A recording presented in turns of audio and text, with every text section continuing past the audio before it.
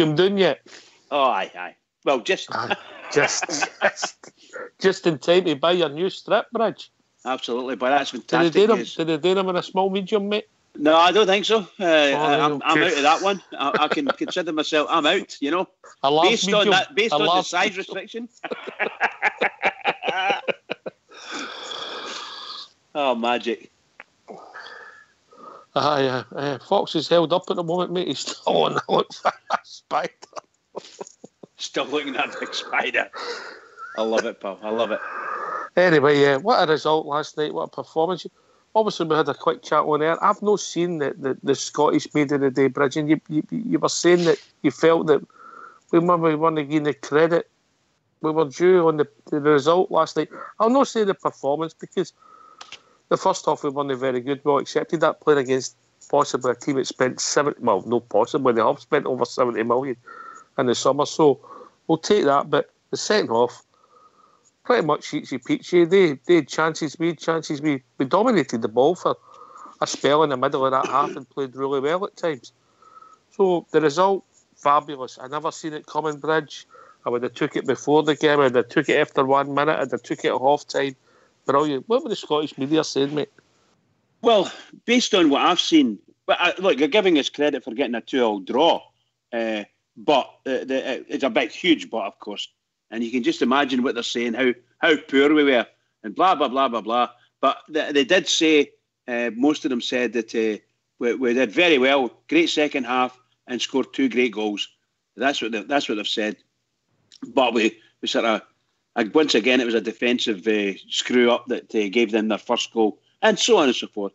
They're getting very little, whereas the team from the other side of the city, don't even mention them. They were world beaters. All right, okay. I'm talking about the press, you know. I mean, look, we'll look at the positives and negatives for last night. We'll take it as it comes. Obviously, maybe one of the worst starts we've ever had to any match.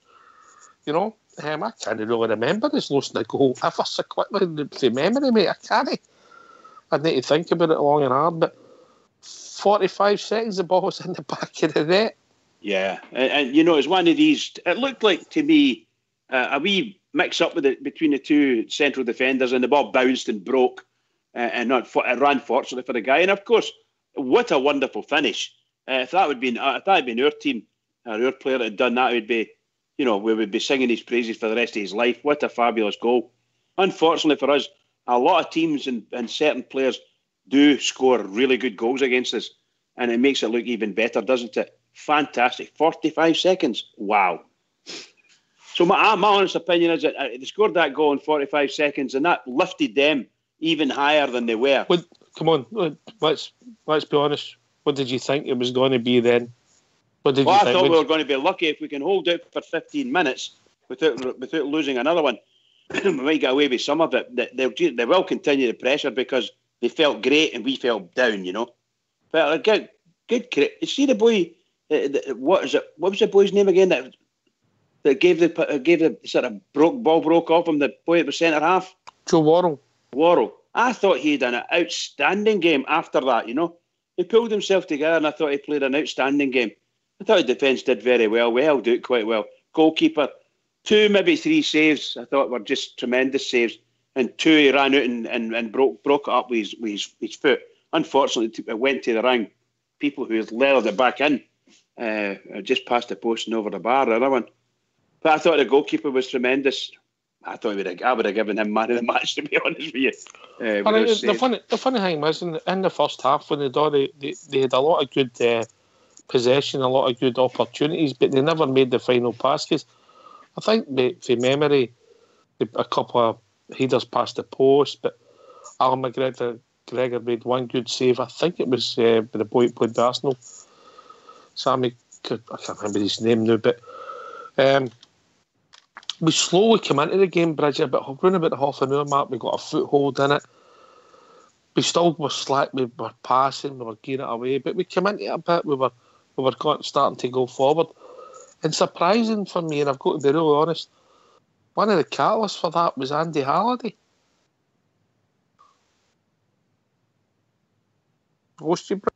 No, I'm here, buddy. I'm here. And Yep. I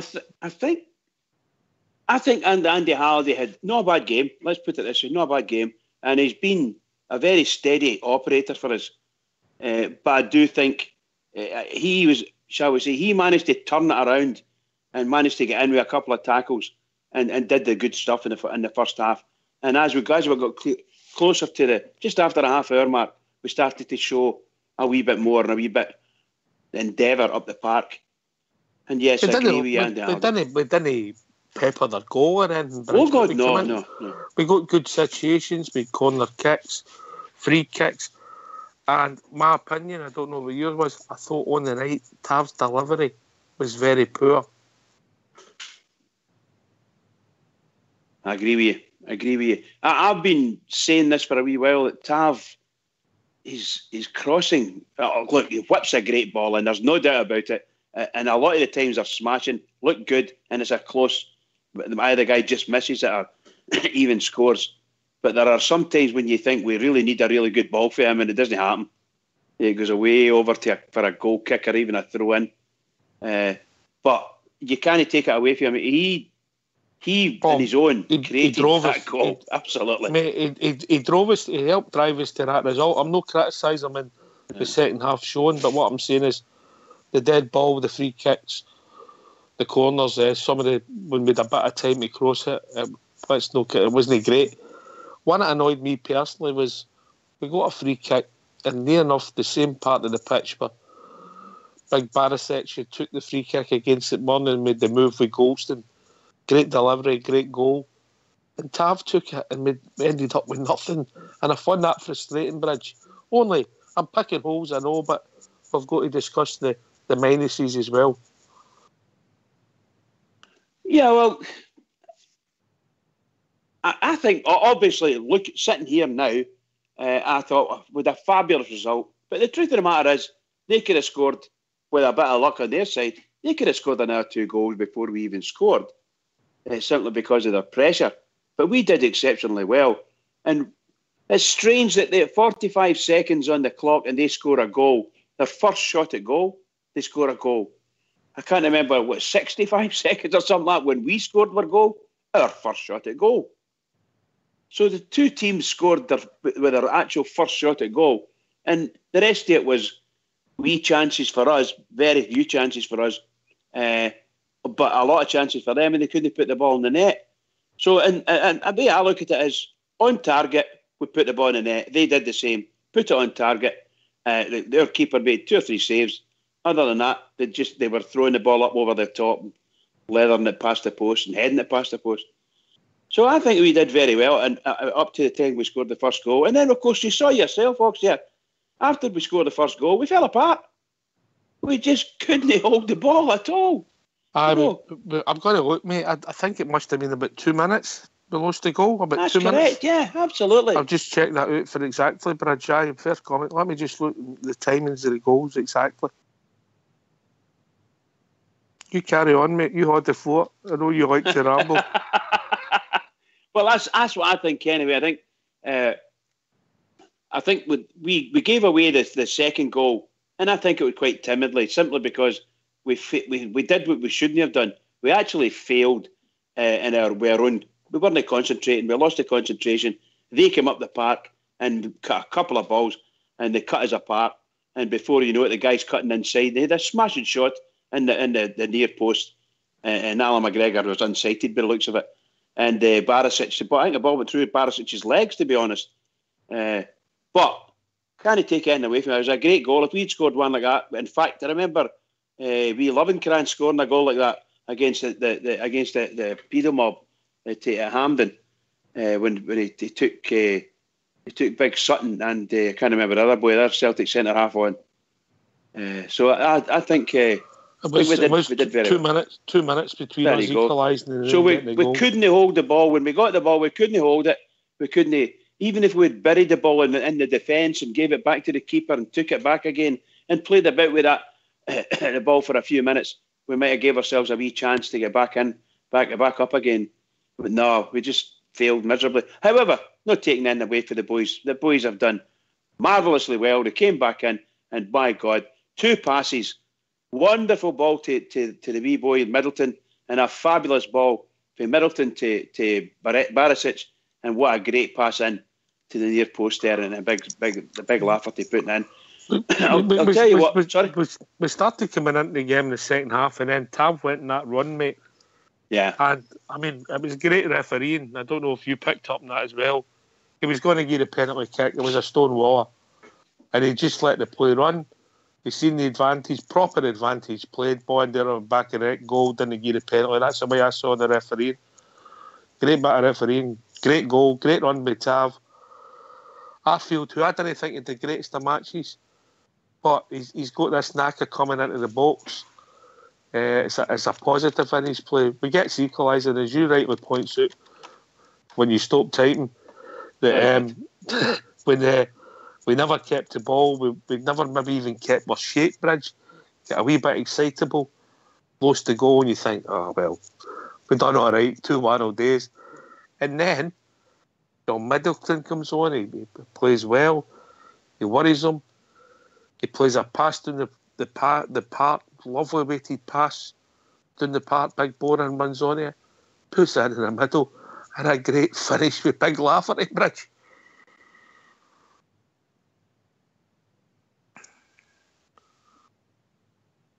Bridge, don't do this to me. No, I'm saying that was a fabulous goal by Lafferty. Brilliant pass. In fact, two really world-class passes for me. But the one down the wing to Barisic and Barisic across, and a big laugh just on the near post there. And, I'm one of the guys that stood up and said I didn't want Lafferty at Ibrox and I didn't want to pay Hearts any money. But it looks like the couple of goals he scored for us up to now, particularly the ones against Motherwell, and then last night, he's well paid any monies that we were going to pay for him. Well paid it. Yeah. Well paid it back. If anybody wants to join us and discuss the goals, the performance, or anything in the Rangers world, what's the number, Bridge? The number's 0141 356 1972. Or you can join us at Skype at rangersradio.online when you'll be brought into the call to discuss anything Rangers related. But the topics tonight, last night's game, obviously the news about the strips, and Sunday's game, Bridge. Sunday's game, aye.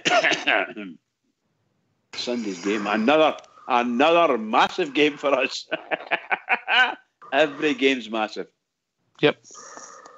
So we get to equaliser, Bridge, and I'm thinking, just for a couple of minutes, I'm thinking, we can win this.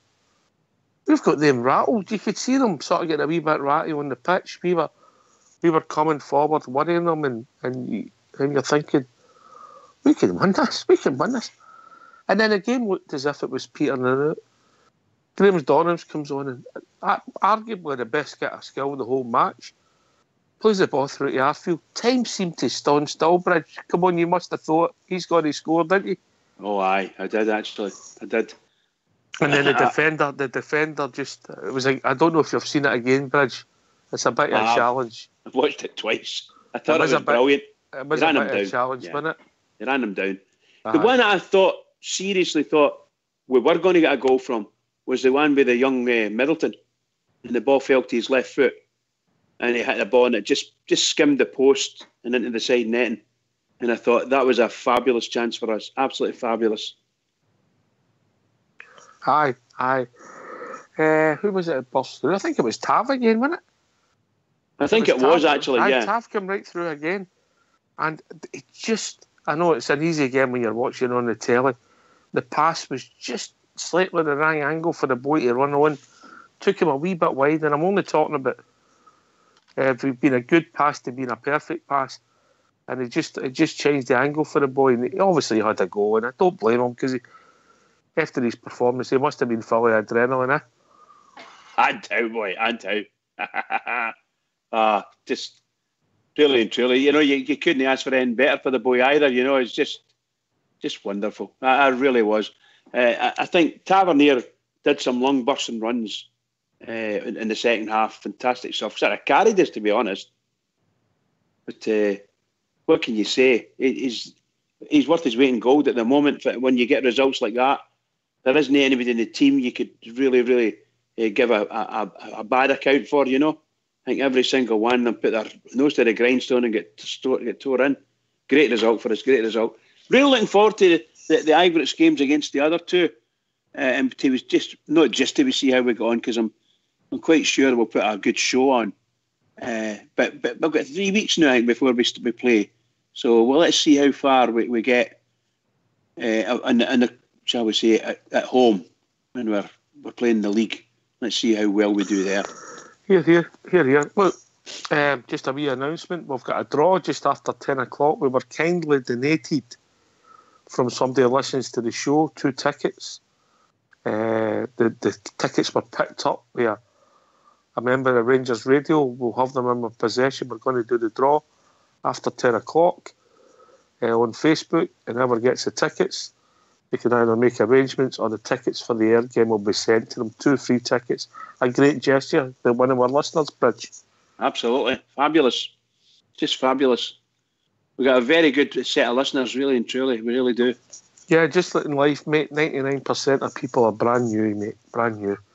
And appreciate what you do in your own spare time, mate, for the love of your club, particularly the guys behind the scenes, Fox and Old School Blue, who make it all possible for us. Right, Bridge, we're going to go on mute. We're going to hear from your manager, Steven Gerrard, MBE, and a wee bit from Glenn Middleton. He's talking about the performance, he's talking about Sunday's game, and talking sense as normal. Let's hear from Steven Gerrard, MBE. Stephen, you've said previously you don't sleep very well after night games. Did you sleep quite well after that one? We haven't had much sleep, as you can probably tell. It was a late arrival home, close to 2 in the morning, and it's quite an early start today. So we haven't had much sleep, but there's plenty of time this afternoon to catch up, and it's not in a coffee won't sort out, so there's nothing to worry about. Plenty to be satisfied as well of what you did. I mean, we knew the Rangers had never won in Spain, but that's as good a result as they've had in Europe for a very, very long time, isn't it? Yeah, I think the players deserve the credit for that. You know, they're the ones that went out and showed a lot of character, a lot of guts. And, you know, it's quite easy away from home in Europe in big games to fold when you can see the goals so early. But I think it actually motivated me players even more. I think the only thing we can improve on, which we spoke about at half time, is just having a bit more belief in the final third, and really having trust in each other that we can go and hurt these teams. Yeah, on paper they're a stronger team than us, bigger budget, they've spent more than us, they've got more well-known players around Europe than us. I get all that, but it's a game of football and we've got good players, so it's time this team started believing in themselves. You said before the game that you felt you could get out of the group. Has that belief been enhanced by what you saw last night? No, because I had belief before.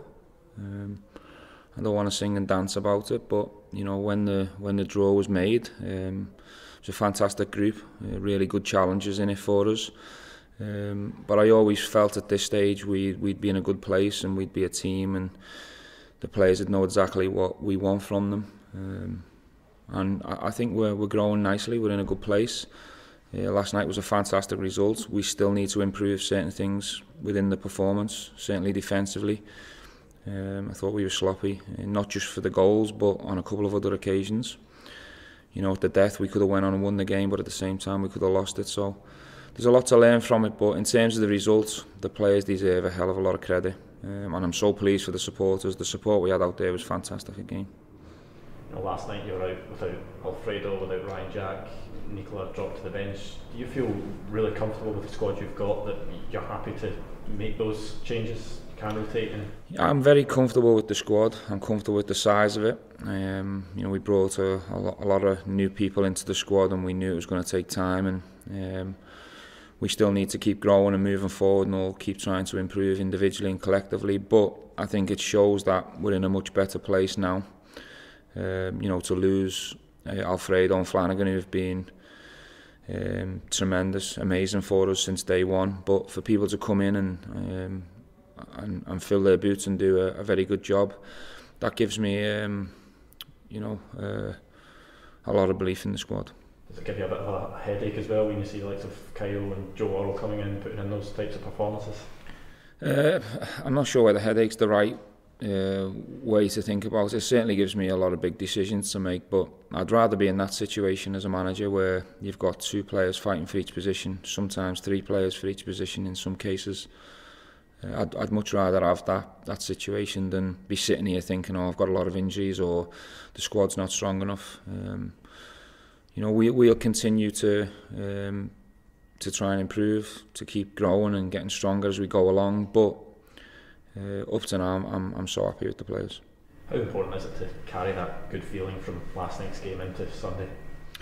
Well, Sunday, in my eyes, is more important than Villarreal. I made it clear to the players when we came back after the international break, after the setback against Celtic, the league games are the priority. Obviously, Villarreal was a very important game, but for me, league's the priority. Obviously the team struggled at home. These are possibly the types of games that they dropped points in last season. You've had a great home record since you took over. Do you feel that, you know, it is starting to change, that Ibrox is starting to become a bit of a fortress again? That's what we're trying to achieve. That's not going to happen in 2-3 months.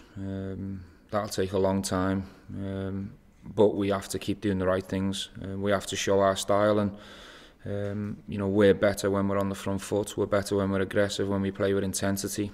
A lot of teams at Ibrox have struggled when we've gone through the gears and really showed our best. I thought second half last night was our strongest performance, considering the opposition, the stage, the setbacks. I thought we were terrific for 45 minutes. If we can carry that into St Johnstone, I'm really looking forward to the performance, but the players have to go and deliver it. You said after the game last Sunday against Dundee that the players need to be more ruthless, and you rightly mentioned last night's second half. Do you feel you still have to see a full 90 minutes of your team at full pelt? Have you seen that yet? Do you think yet? No, I'd love to see it though. I think it'd be interesting. Do you think it's close? I think it'll be a good watch, and the players are capable of doing it. It's just down to focus and concentration. And you know, part of the job description here when I was sitting down with the board, the 2 words that kept coming out were ruthless and relentless, and that's what I want my players to be like, and that's probably the reason why I was slightly harsh on them after the game. I don't want to settle for periods of the game where we're good. I want to really go for teams. If we get the opportunity and we smell blood, I want to go for teams.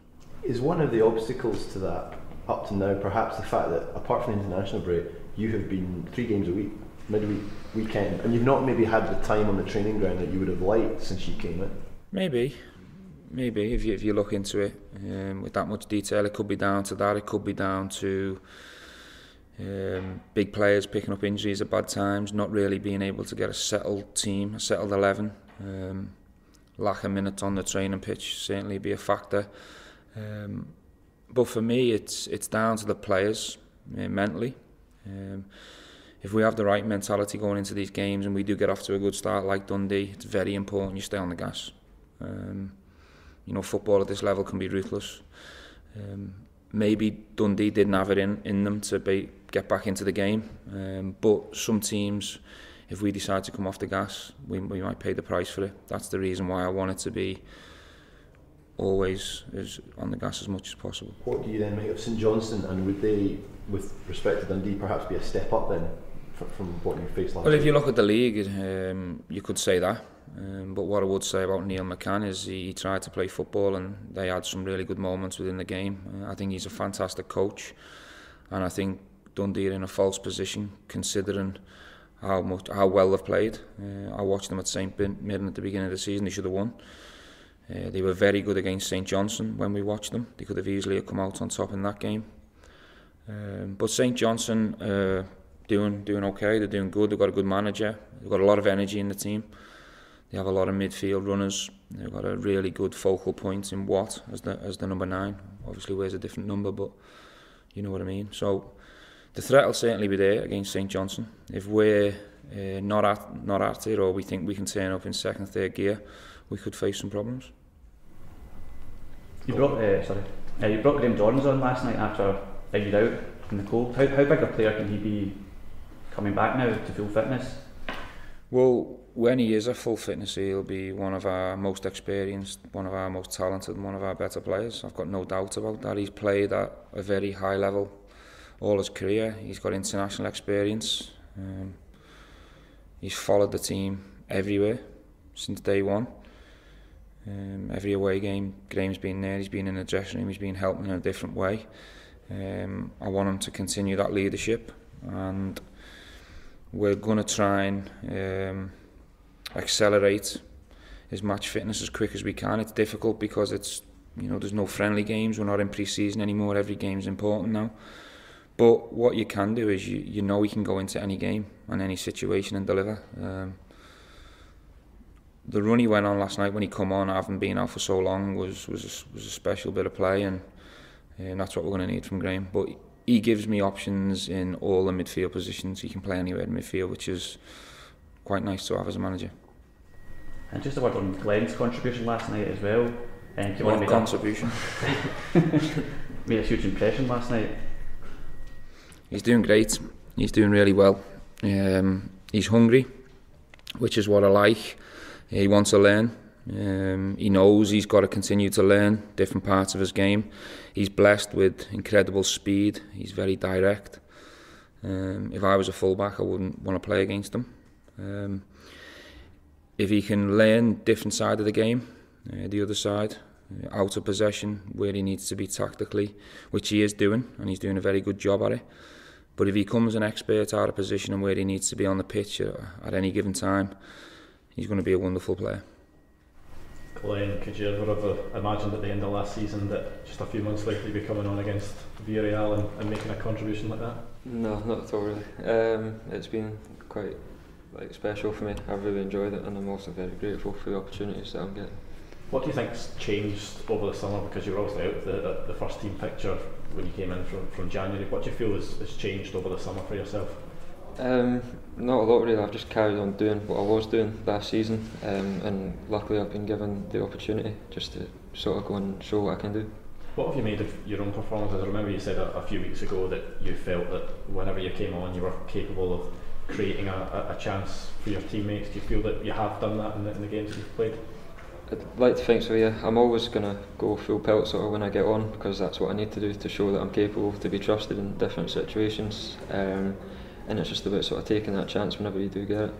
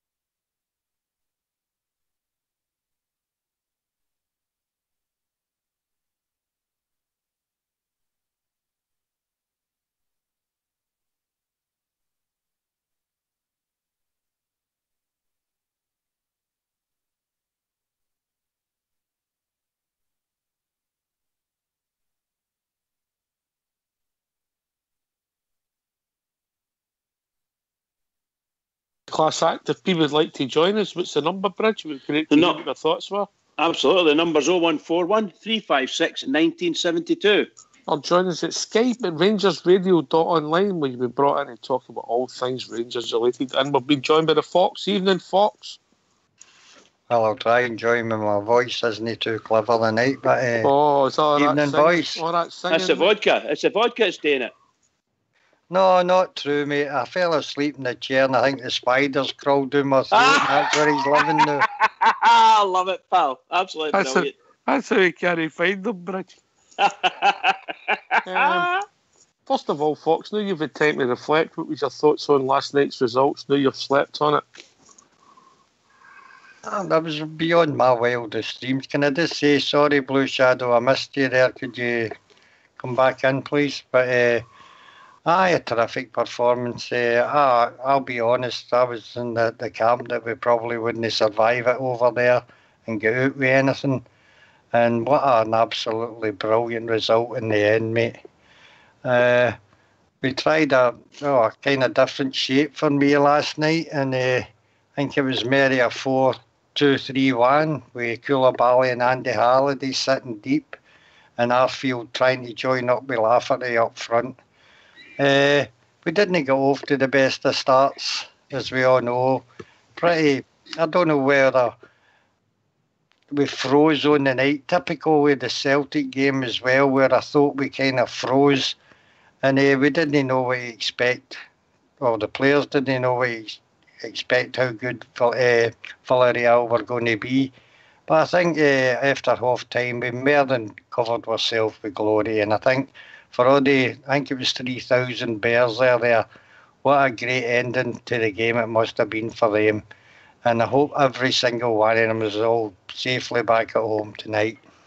Anyway, we've been joined by Blue Shadow. All right, boys. Evening, Blue. Evening, Blue. Shadow, how you doing? I'll go straight to you, Blue. We never heard from you last night. Give your thoughts on the result. Fox, you can go and mute, mate. Right, sorry. Blue, first of all, the performance, an honest assessment of the performance, and then the result, two different things, mate.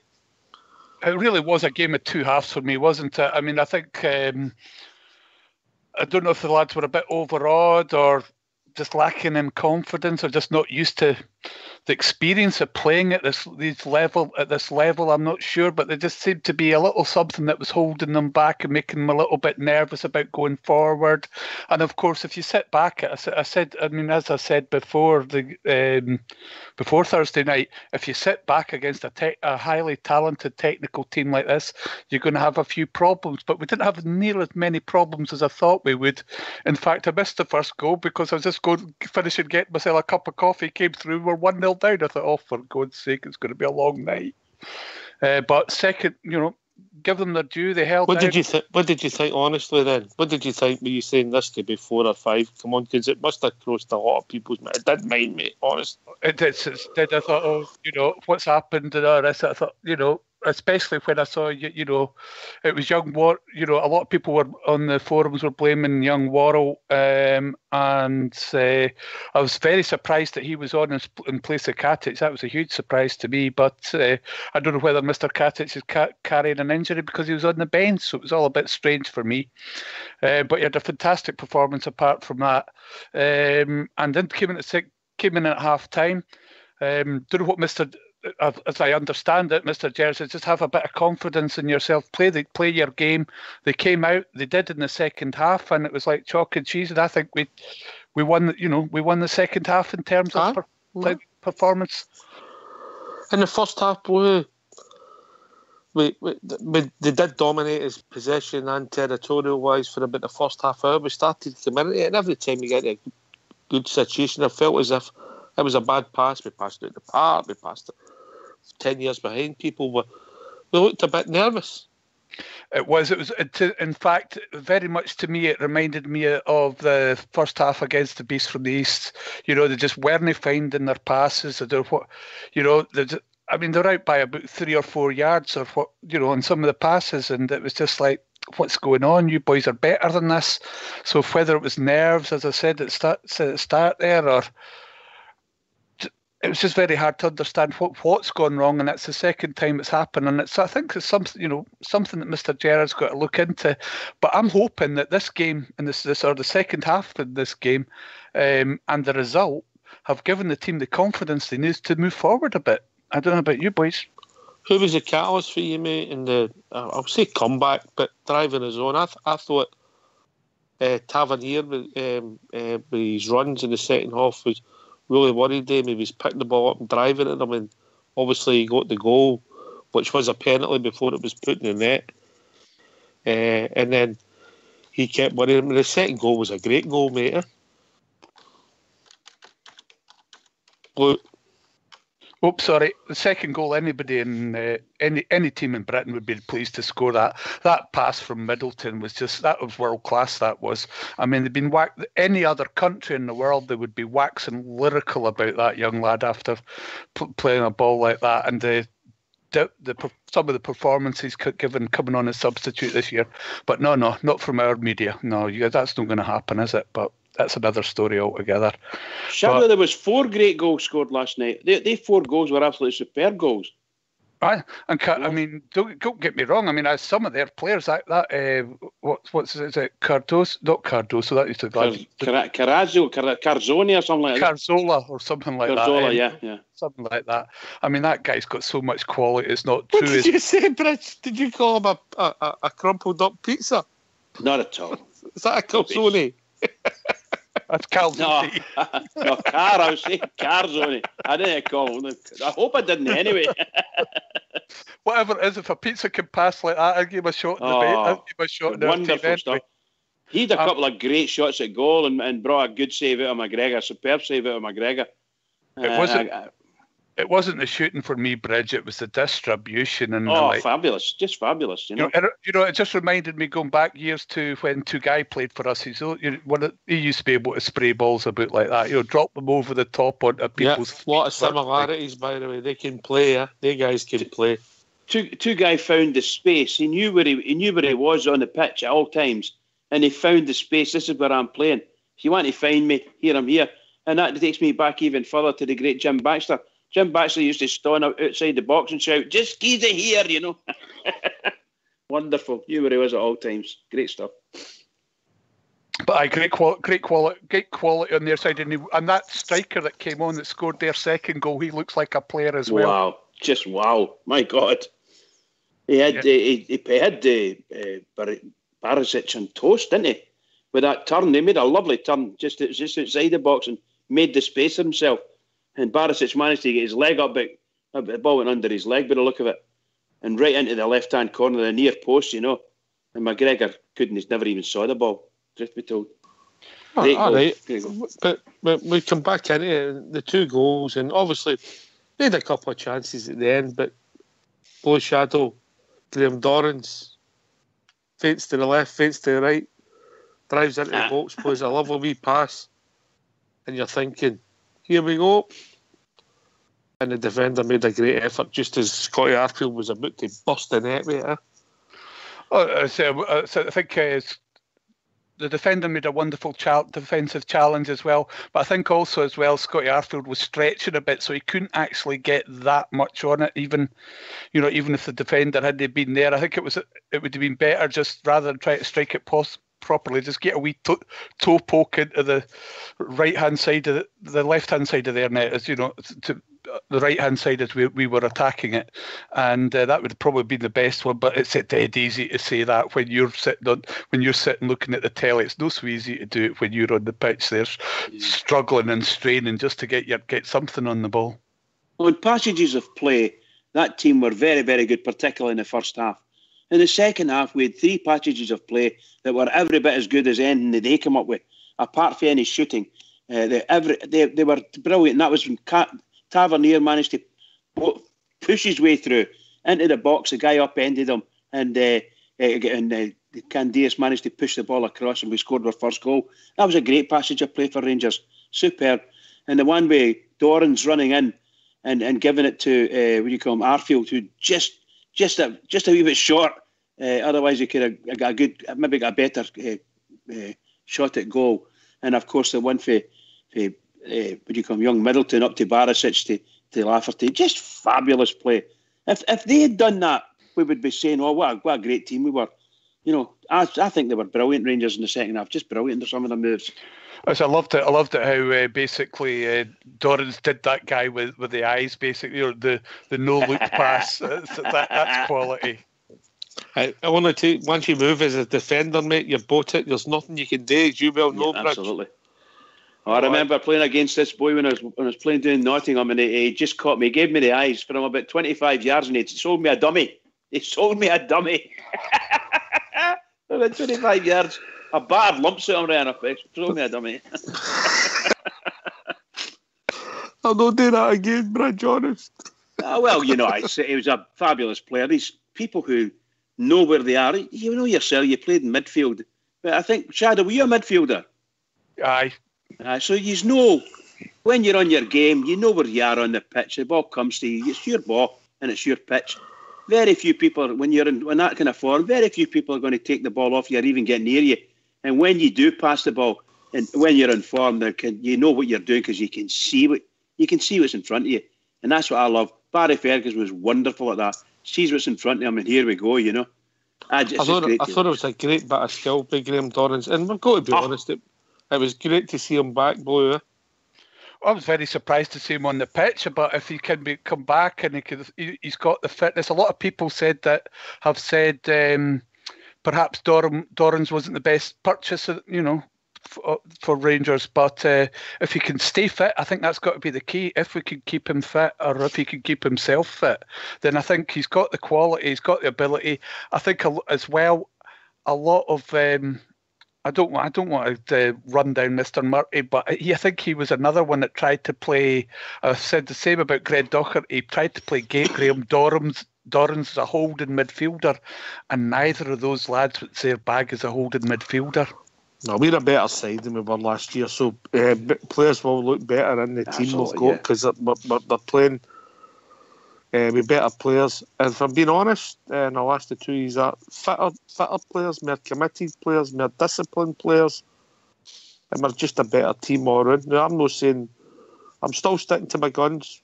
I'll get us 20 more points through the season, mate, and hopefully that'll be enough. Yeah, well, we've got to do. You've got to do the same as what you did last year, plus win these games at Ibrox. We're speaking about getting the points, but we have to have this mentality. It doesn't matter what's happening. We have to win our next game, no matter who it is, no matter what it is.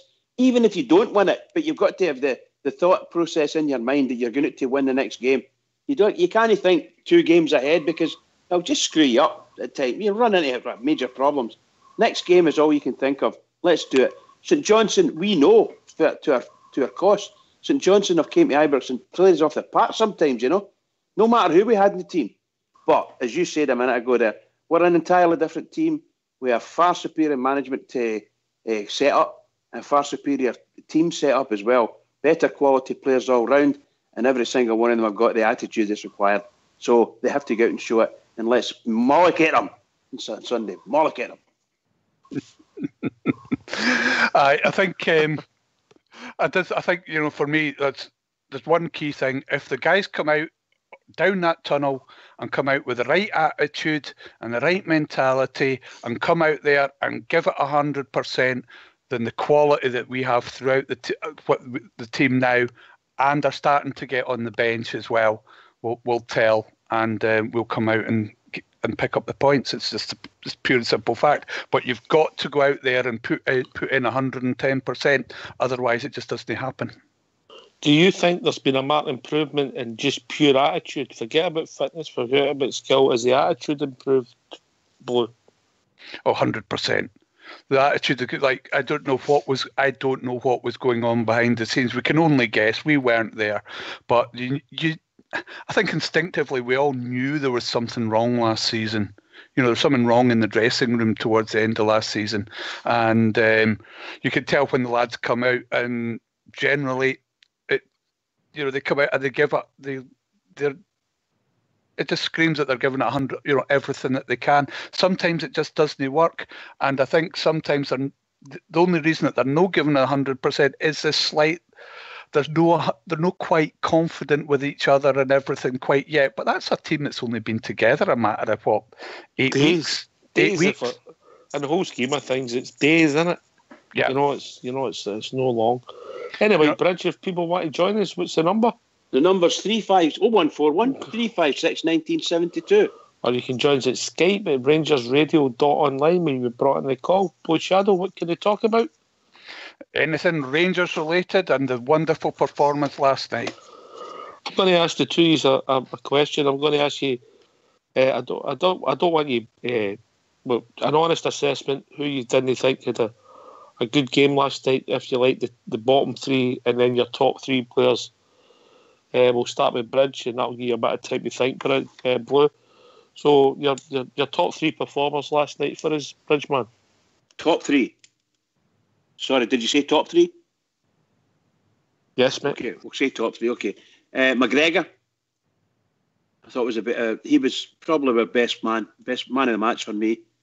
I thought that Tavernier. Thought he had a fantastic game, and I have to say in the second half, I thought if you could give him it, I would. I'd give it to Middleton. For the short space of time he was on, he kind of lit the place up for us. But you have to say that Andy Halliday had a really good game for us. All right. And your bottom three? Bottom three. Well, there isn't really a bottom three, but I'll say them. I think our two centre backs got themselves under pressure the first 15 minutes or so, and I thought so. But then I think that had an impact on the midfield, and I thought Koulibaly was not Koulibaly as we had seen him the previous week against Dundee. He just wasn't there, not the same player. And I thought at times, I thought Arfield wasn't at 100% either, but my goodness, he came on to it a wee bit in the second half. Roger, that's you up to 4 now. That's you up to 4. Oh, are you talking about the poor ones now? Yes. All right, the poor ones. That's fine. I'm happy with that. All right, okay then. All right. Blue Shadow. I'd have to agree with Bridge on the first one. I thought McGregor, as per usual, had a wonderful game last night in general. I thought Andy Halliday, the guy's taken so much grief over the past few years, but last night he came out, he fulfilled his brief that would obviously be provided by Mr. Gerrard, 100%. Great performance from Andy last night. And the third one, it's going to be unusual, it would be Lafferty. I thought he put in one hell of a shift last night. Holding the ball up, and it's not really his game, but he tried really, really hard, and that's not what he did when he was with us before. So I've got to give him every bit of credit for that last night, stepping in, trying to do the job, and of course that wonderful finish that he put in to get the second goal. All right, I'm going to slightly disagree with you, and the reason I'm not going to go with Alan McGregor because he just does it. We expect it from him. Yeah, I think Tav for that 20-minute spell in the second half, where I think he took the game by the scruff of the neck. I don't know where it came from. He got himself into the inside right channel, as we would maybe know it, and drove the team forward. I thought over a piece. I'm not going to go for the two centre backs, but I'm going to have to mention the boy Worrell, because the ball broke off him in the first minute, and I thought after that he improved as the game went on and looks not a bad player. I thought my top three: Tav, Big Golson, and I'm going to go for the boy Middleton, because just the way he came on and showed no fear, and that pass deserves you to get a mention. He worried them, didn't he? Aye. I mean, I think Gerrard's getting it right, man. I discussed it with Rudy the other night. Rudy maybe wanted to start him. I think what Gerrard's doing is great, because he's bringing him on when obviously he's building his confidence, his experience, and the game's slowing down a bit where his pace can be more effective against guys that's been playing for him. I think the manager's getting it spot on with the guy. I think he might make his start against Ayr United, mate. I think it will make his full debut against Ayr United, but I might be wrong. It could even happen on Sunday. I think he's had one game, hasn't he? He started. It didn't go that well. Can't remember which. I can't remember which game. I don't think he started a competitive game. I might be wrong, mate. I'll have a look. But my bottom three, I thought Kent and Candace were very sloppy in possession. That was going to be my two as well. Kent in possession. Kent, considering he was arguably man of the match last week, you thought he'd have been flying. He just couldn't get into the game. It was a step up for the boy. Hopefully it'll be better for the experience. Candace, who's a consistent performer, I was frustrated for him until he passed that ball into Arfield, who passed the ball to the net. And funny enough, Arfield would be my man beside him. I thought he'd get caught in possession a lot last night. Was betwixt between a lot. He doesn't know where to stick or twist. He's great at running into the box late and maybe looks as if he's going to score, but the other job you're looking for in midfield, sometimes for me, he left Koulibaly and Andy exposed. There's 3 against 2 there. And that's how sometimes big Koulibaly was doing doggies, trying to cover up, working hard with very little reward. But that's just me being critical or critiquing the performance, Blue Shadow. It's all about opinion. And that's also a defensive midfielder's lot, working your backside off and not getting terribly much reward for it. Normally, I never done it, mate. I never done it. Yeah, that's what I know. I was always the poor bugger I got like cover for people like you. Exactly, mate. Exactly. Can I come in on that? On you go, mate. That was just to say that I wasn't saying that Goldston and the boy Worrell were bad. What I was saying was the first 10-15 minutes after they made the mistake, that it seemed to have an impact on the midfield, which made them look a wee bit poor. But I thought they two absolutely superb. They managed to get their thoughts together after 10-15 minutes, and they came right into their game. I thought, I'll say it again, I thought some of the midfield boys, they've never recovered properly after that mistake. I don't think so anyway. And I thought Koulibaly, much as I said, he's a smashing player, but my goodness, he wasn't firing on all cylinders at all. And young Kent, a wee bit disappointing.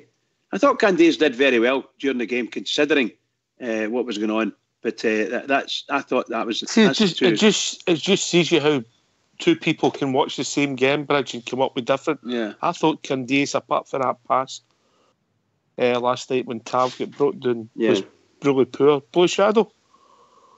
I would totally agree. I mean, Kent improved a bit in the second half. I was surprised from Candace, because normally he puts in such a shift, and I don't know whether it just didn't seem to link up as well with Tav.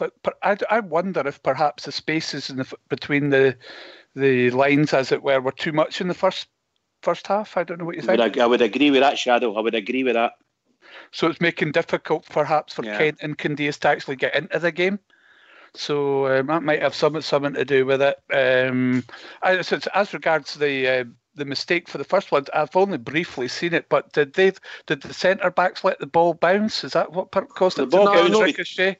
No, it wasn't a bounce. It wasn't a bounce for the ball coming for a header or that. It just sort of come through and it bounced up and hit the boy on the sort of side and fell in front of the guy, and he finished it. But the two of them were too close, Shadow. The position wasn't brilliant, but it wasn't a mistake by the boy. It was an unlucky bounce. I think it came up and hit his arm, and then fell to the guy. The guy was just standing there, and it bounced up right on, absolutely brilliantly for him, and he just smashed it. And apart from that, I thought, okay, that we're playing over in Spain, and it's expected that team are going to put pressure on us, and they did a lot of pressure, and we withstood it. But the question was about what did we think. I thought, for instance, Dorrans came on. I thought Dorrans had a fantastic turn. I don't know how long he was on for, 15 minutes. I thought he was excellent when he came on. Young Middleton, excellent when he came on. Andy Halliday, most of the team that played well in the second half, if you follow what I mean. That's when we showed our true spirit, shall we say. Pity we didn't play that in the first half. I'm no faulting Candace's effort or he trying to work for the team. What I'm faulting was when he got possession, he gave it away cheaply. He misplaced his passes. Just wasn't his night, Blue. I was just about to say exactly the same thing. There's just some nights you could try your heart out and it just doesn't work for you. So I wouldn't blame Candace. I'm certainly no marking him down as a player or anything. And for me, he'd still get a start at the weekend if he's up for it.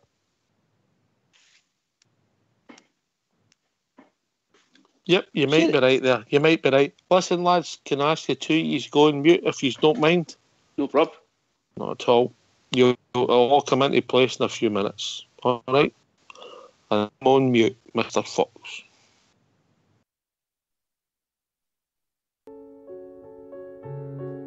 I have been lucky in those who were around me from the boardroom to the dressing room. In times of stress, their unstinted support, unbroken devotion to our club and calmness in adversity eased the task of making Rangers Football Club the premier club in this country. To be a Ranger is to sense the sacred trust of upholding all that such a name means in this shrine of football. They must be true in their conception of what the Ibrox tradition seeks from them. No true Ranger has ever failed in the tradition set him. Our very success, gained you will agree by skill, will draw more people than ever to see it, and that will benefit many more clubs than Rangers. Let the others come after us. We welcome the chase. It is healthy for us. We will never hide from it. Never fear. Inevitably, we shall have our years of failure, and when they arrive, we must reveal tolerance and sanity. No matter the days of anxiety that come our way, we shall emerge stronger because of the trials to be overcome. That has been the philosophy of the Rangers since the days of the gallant pioneers. The time has come to say goodnight, for every road must stand to those who care and are always there.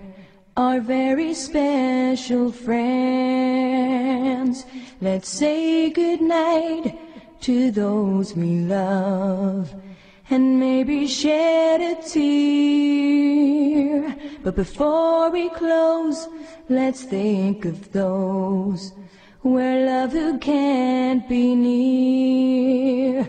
So raise a glass to absent friends, for every road must end. You'll always breathe here in our hearts, our special absent friends. And when it's time for us to go and our long journey ends, you'll never be alone, you'll see. You'll be with absent friends.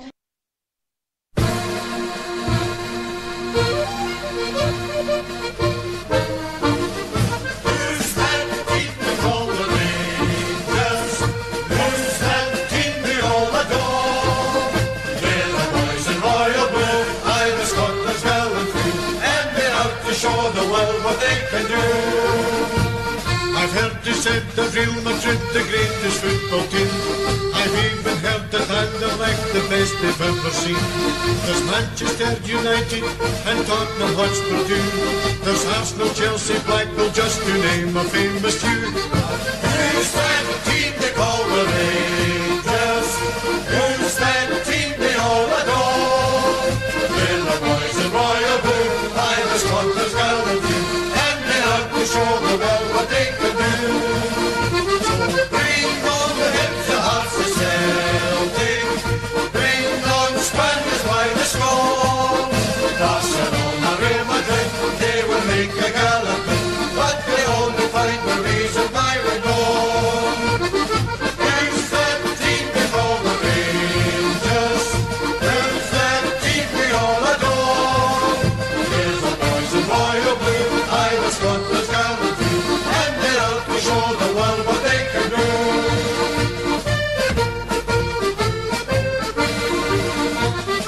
Here's the healthy Glasgow Rangers. Here's the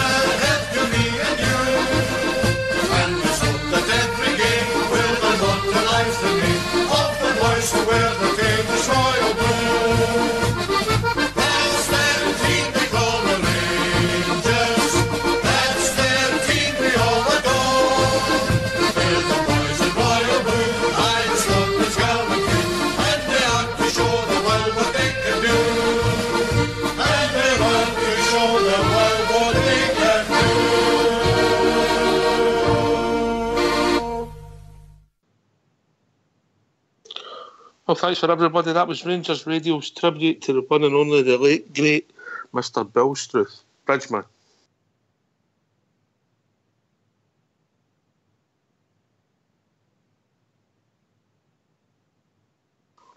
Bridge? Fox? Hello there, mate. Is Bridge here? Aye, I think he must be away Bridge? doing something. All right. Yeah, it was well done, pal. Absolutely brilliant. Forgive me, I was at the other end of the room there, walking round the table. All right. That was a tribute to the one and only, the late, great Mr. Bill Struth. Yeah, just fantastic. Who's obviously 62 years ago today, sadly passed away.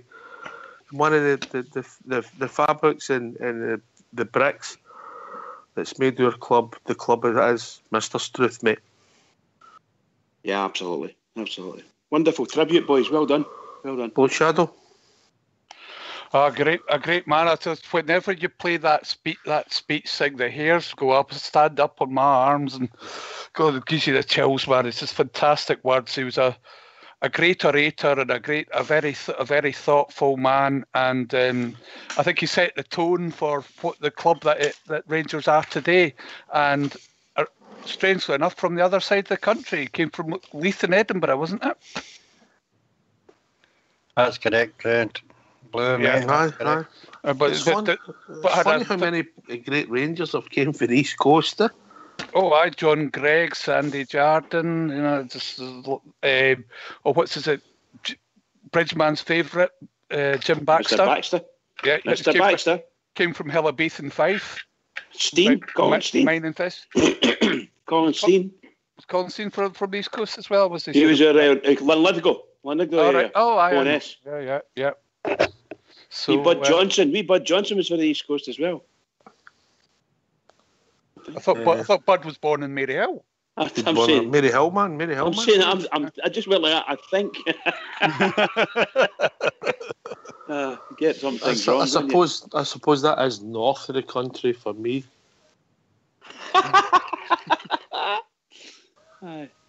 Particularly if you're Partick, Mary Hill's north, isn't it? Absolutely. It's funny that blue, isn't it? Some of the fabulous legends, and I'll say the word legends because you talk about the names I've mentioned. They are legends who have came to the East Coast. They're true legends for me. Well, your good friend Kevin Thompson, he was a Edinburgh, wasn't he? Aye, and travel rugs, mate. Lee Wallace, Wallace, there you go. Yeah, I mean, the stars, Lee Wallace and Kevin Thompson, but I wouldn't put them in the same bracket as the guys we've mentioned before, But great, anybody who's related, part of the Struth family, it's part of the Rangers family. 62 years ago today, gone, but will never be forgotten. Never, ever. He was the foundation of the club as we know it. He was a man, the foundation. He'd done it all. He set the standards. The standards are there, and we don't need to look too far and go back on the books and see what he said. Just that you read it out. Here's the standards, son. Bridgeman still wants him wearing bowler hats coming into training, don't you, Bridge? Well, you know what I mean. It's we're a quality outfit, with no doubt about it. We're a quality outfit, and I'm so proud of him. One more question on Mr. Struth, right? Because obviously we've got to move on, and he would want us to move on. But one more question, just simple, wee bit of fun. Do you think he would let Ryan Kent have that stupid beard, Blue Shadow? No, I think Mr. Struth was very particular about how the players. He thought, you're turning up for work. You should be turning up as clean shaved, like properly dressed, wearing a tie. You turn up. You play for Rangers, son. You turn up like you're turning up for work. And I think there's something to be said for that. If if you're going to work, you should turn up looking like you're going for work, not like a reject from a methadone blooming clinic or something. If you're playing for the Rangers, you turn up looking smart, sunshine. Do. What's up with Fox? He's on it tonight. It's funny. It's a Friday. On the buses. It's funny. It's a Friday. No, I agree with Shadow is absolutely right there. We're not having a go at Ryan Kent. He's only a young man, but the standards are set, and Mr. Struth would have made sure they're all clean shaven. Simple as that. You've got to be clean shaven. There's a standard. If you can't be clean shaven and you don't want to be, Don't come in. Don't come in. I disagree with that slightly. You don't have to be clean shaven, but if you're going to grow a beard, you've got to be able to grow a beard, and it's got to be. No, I'm saying Mr. Struth demanded that people were clean shaven, and that's the standards. If you don't want to be clean shaven, don't bother coming in. Simple. However, I don't know whether you would get away with that today. I don't think you can demand these things. You can certainly demand that they wear a suit and a collar and tie or something like that if you wanted, because it's a dress code. But you couldn't say to them, you need to shave on it every day. I don't know if you've got away with that. Maybe that's too personal. These young lads that turn up with something that looks if they stood in a strong wind, it'd come out. Yeah, if you look at some of the hairstyles as well, I mean, he liked a short back and sides, if you follow what I mean, but even no long after it, under Scott Simon, you saw the change start to take effect. Long sideburns, beards, moustaches, these kind of things. John Gregg, the greatest Ranger ever, the big moustache at one time. Sideboards. He had to get permission to keep his beard because of a facial cut. It was against the club rules. He had to have special permission. And the iconic pictures of John picking up that trophy. Listen, we had a draw for a couple of tickets for the United game, who were anonymously donated by one of the listeners of Rangers Radio. Great gesture. We know who he is, and we thank him very much. Hopefully he's got a good home. The draw is set up to be done on Facebook for the people who have shown interest. Everything done above board, like everything is on Rangers Radio. Fox, I'll pass over to you, mate. You sort it out. I'll just hope that Terry, there's not much point in holding up the show, mate. Terry will do the draw, I hope, and everybody on Facebook will see it done live. Yep, see it done live. He can pass on the information to us, mate. Can I just say on Paul's Tooth as well, big Ulster and his motley crew coming over for Northern Ireland tomorrow will be on the Founders Trail, and they'll get to probably go to Craigton Cemetery, I think he's buried in, and that'll be one of the highlights of the tour, I would think. That's really good. That's really good, Paul. Sounds great. There are two or three figures, through Rangers history that stand out, that have just done so much for the club. Bill Struth one, for me, another one. Willie Waddle's another one. The work that he did after 1971 that turned Ibrox into me. For me personally, Ibrox Stadiums is a memorial to the 66 that lost their lives that day in 1971. Not just the statue outside, and the amount of work that Willie Waddle put into that, it was phenomenal. I think William Winton, Bill Struth, Scott Simon, and unfortunately didn't work out for Davy White, and then Willie Waddle. You think about it, that was all we had in no far away for a century, mate. If you think about it, we've had more managers in the last year than we had in all that time. It's unbelievable. I think Oxtear, that the older guys who remember the Willie Waddle days, who remember the Scott Simon days, guys like myself, for instance, when you hear the likes of Murty coming in, you being a Rangers fan, you want to welcome the people in. Kachina, it's not until they're finished, until the wee short reign's over with, did you realise the horror that's happened to the club? What's happened to the club? Why have we got Kachina in?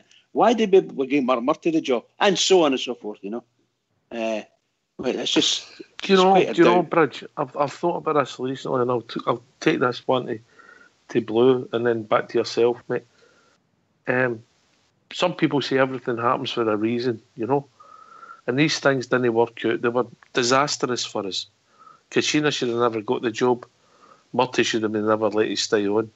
But God's sake, has it worked out for us with the man we've got now and the way our club's gone now? Absolutely. It's just worked out for us. Blue Shadow. It certainly seems to be, certainly seems to be working out for us. I think,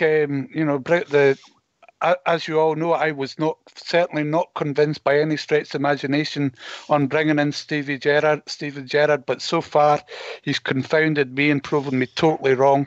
With the work that he's and the team that he's brought in behind him, I think he's been quite clever in bringing in people that fill the holes that are perhaps in his knowledge. I mean, I think that perhaps right down to the fact of the Northern Ireland centre back that we brought in, there might be a bit of a hole in his knowledge, and certainly even Mr. McAllister's knowledge. You know, they're both very talented midfielders, but how much do they know about defending?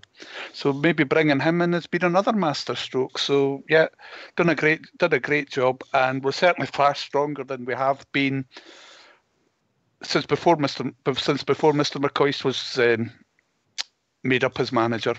Aye. Your own thoughts, Bridge? Well, I have to say, I would, much as I kind of dislike the guy Ali McCoist now, but I think Ali McCoist did a fantastic job for us during the first 2 years of our sort of drop down the tables. He's the one that spoke out about no, you're not doing this, and you're not taking no, we're not giving any trophies away, no titles, no, forget that, you're not getting it. And that lifted me up, and I thought the world of him for doing that. And he brought that to Charles Green's attention, because Charles Green would quite easily and happily have given it away to get back into the game. But obviously there was a renegotiation. So I take my hat off to Ali McCoist for doing that, and then taking us as far as he could. Maybe took us a wee bit too long. It's maybe stayed a wee bit too long. But then we started to go maybe even further down. But we're getting promoted. And you look at us, we went to the Magic Hat, and from Ali through the poorer days to the Magic Hat, and the Magic Hat lifted us up for a couple of seasons. And we've came on to this man here, and seriously, it's a night and day. I'm saying that it's a night and day. For God's sake, this guy, he starts to talk, and you just listen. People get mesmerised with him talking, and he just sits there and with the people we hate, because they say bad things about us, as these journalists. And that guy, with his shaky his head, he just, no, I'm not talking about that. I'm not talking about that. No, I'm not doing that. That's it. Gone.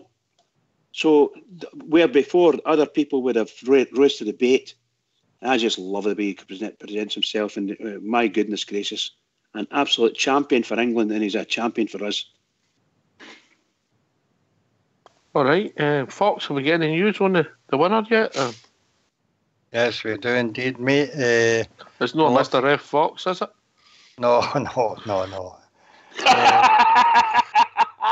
The result, I didn't know Twitter took part in this as well, but apparently the winners came from Twitter, and it's Bridges' old squad number, 97, and the boy that has won it is Clarkey Jr. Clarkey Jr., well done. Clarkey Jr. All right, okay. So Clarkey Jr., if you're listening, get in touch with Big Ulster through Twitter or Facebook.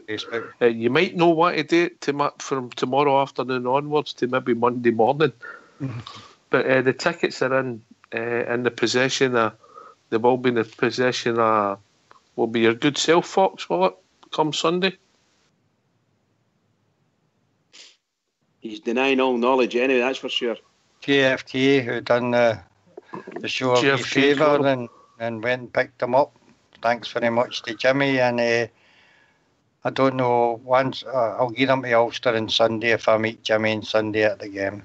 Well, the game, so obviously that game's next Wednesday, so we can't really post them out come Monday. They might not get them in time, so we'll have to make arrangements. Aye. Yep. All right, okay. Well done to Clarkey Jr. Hope you enjoy the Ayr United game. It's one adult and one child ticket for the family section. So hopefully it's somebody that's never been to Ibrox before, Blue, and they come along and their love of the Rangers just grows and grows and grows. Oh, it'd be great if it was somebody that never managed to make it to Ibrox before, because it's just the whole experience of being in there, going into Ibrox. You could say, I remember at the old Ibrox, coming over the top of the stairs and looking down into the stadium. That was my first view of Ibrox, and it just, as I said, as a wee, must have been 8 or 9 year old, it just blew my mind. That was me a Ranger for the rest of my life. Man, we can't help it, mate. We can't help it. You know, brilliant. Right. More man, sure it wouldn't be anything. Exactly, mate. Exactly. Right, so we've now got to start looking forward. Bridgeman, we say it every week and we mean it because of the situation we're in, but Sunday, even Steven Gerrard said it in his interview, it's a bigger game than Villarreal, St Johnstone. Yeah, I've said it myself. You know what? You hear me saying it all the time. People get fed up listening to you, but the next game is always the biggest game, always. And that's the way we as a club should be looking at things. And that's what Steven Gerrard says. It's a bigger game than Villarreal, because Villarreal's done. That finished last night. So it's a league. We're now interested in the league. We're not interested in what happens in a couple of weeks' time when Villarreal come to Ibrox. We're not caring about that. Next game. That's a biggie. And this is it's all we felt at the hurdle with St Johnstone before at Ibrox. They've beaten us a couple of times, so we need to watch what we're doing. And this squad that we've got should be well capable of taking care of St Johnstone. Well capable, but they have to do it. They can't just go in the park and St Johnstone are going to lie down to them. They've got to be there and they've got to raise their game, which is what I want Rangers players to do. Every time they step over onto the field, raise their game to the levels that everybody else is going to raise against us. Because that's what happens to us sometimes. We don't come up, we don't start, and all of a sudden this team are out there, and before they've come out, they've raised their game before they even reach the pitch, and we're just left there languishing sometimes. It takes us a while to get in there. So Rangers, come out Sunday, all guns blazing, go for it, mollicate them. This is a different team, Boy Shadow. Different management, different players. Yes, mate. I mean, they've got hopefully, as you say. I mean, they've got a different attitude as well, which is the main thing. As I said, not earlier on in the show, as long as the team comes out and gives it 110%, because we know that St Johnstone are going to turn up and they're going to raise their game beyond anything else that they'll play against any other team in the season. So we've got to raise our game as well and come out there, and if the players do that, their quality will tell, and we'll come away with 3 points. I've no doubts about that. Here, yeah. Fox, what's your thinking in Sunday's game? How do you see it? I think St Johnstone have started the season off quite well. Tommy Wright's assembled a few new players there. They've had decent results. They're on the same amount of points as we are. They drew with Hibs, they've drew with Aberdeen, they beat Hamilton away from home, and they also beat, I think it was Dundee at home, mate. So they're on a wee run and unbeaten in 5 games. So I think they'll put up a stern test against us, but I do think that we'll be too powerful for them. And taking into consideration the energy that we spent in Villarreal, playing them, and the travelling involved, I think it'll be a test for our players, but a test we should win. But we'll get Flanagan back, we'll get Morelos coming back, so we can freshen up the squad. We've got Big Katic, who the manager said was a bit leggy. Never said he was injured, just he felt he was a bit leggy. I don't think Jack's going to make it, but we've got a squad now, Bridgeman. Yeah, the young lad, Worrell, came out and played. What's his name again? Worrell came out and played. Worrell, yep. Overall, really good game. So that's it. He's had a 90 minutes in his legs. Whether the manager will change that back to Katic and let's say swap over. I don't know whether the big fella that McCauley is fit. I don't know if he's fit or not, but he could leave Worrell on and give Katic a place to play alongside him, and give Golson a rest as well. Same way up front, they could leave Lafferty out. He's had a tough game, and put Morelos straight back in there. He's got a whole thing he can do. He's got a lot of midfielders to be able to play. I think the only two that he probably wouldn't change at the present moment is he wouldn't drop Tavernier, and I don't think he would drop Barisic and swap them around. Unless injury, of course, unless there's a wee knock. But then John Flanagan's sitting there, obviously a quality fullback, so I'd like him, whatever happens, he's going to be the one that will step into the fullback line, as far as I'm concerned. So the manager's got choices, and he's got good midfielders, and I'm really, really delighted that Dorrans is back, because I think he was a smashing signing, but really and truly probably carrying a wee injury and tried too hard and get caught. So he's had lots and lots of rest. Hopefully he's up for it in his game, because he had a fabulous run, as I say, earlier on. It's a really good run the other night there. So let's do it, Rangers. Let's do it. I don't know how far it is. The one that the fans will be looking for is Blue Shadow. A lot of people might be looking to see Middleton start. What's your views? We had a fantastic game. You know, we came off of the subs bench, had a fantastic game against Villarreal. I tend to agree with you. I don't know. I think perhaps Ayr might be the game that he gets his full start on. I would keep him coming off the bench. There's a few others that I would keep coming off the bench too. I don't think Duran's is ready to start yet. I think he'll come off the bench, and he might get a bit longer than he did against Villarreal. But I think he'll come off the bench. Perhaps Koulibaly will start and come off and get replaced by Duran's after about an hour or so. So I think there'll be a few that I'm not convinced that he won't change Barisic, because he might well want to play Flanagan and give Barisic a rest. As I say, it's a squad game now, and we're playing Sunday and Thursday. We've got to rest players, otherwise you end up with more injuries, and that's something we've got to be careful of for me. Just get players getting overextended, you know. And I think that he's got to use the squad more now that he's got the team playing in a manner which everybody's used to. Right, I'm just going to let you all know who it is. I'll not say any names. See if you can guess who it is. It was at a happy hour in a Chinese buffet tonight. Started at 6 o'clock, and he's just made it in. Ready. Evening, gents. How we doing, Rudy? You weren't too far away, Ox, to be honest. I wasn't for a meal, actually. You weren't far off, buddy. You weren't far off. Have you came down yet, Rudy? Have you time to reflect? Just about. Still, you know, I'm sure I've not caught any of the show, guys. I'm just done about 10 minutes ago, 15 minutes ago. But still a fantastic result, isn't it? You know, well, I think we'll be talking about it for quite a while to come. But then we've got other big games coming up now, as you were just saying there, the new St Johnstone on Sunday. But still, feet's just come back down and touched the ground again the daylight after that fantastic effort in that second half for the guys. So proud of them. What a great result. Great result. And what's your thinking for St Johnstone, mate? How would you line up? What would your team be? I'd have Middleton. How about that?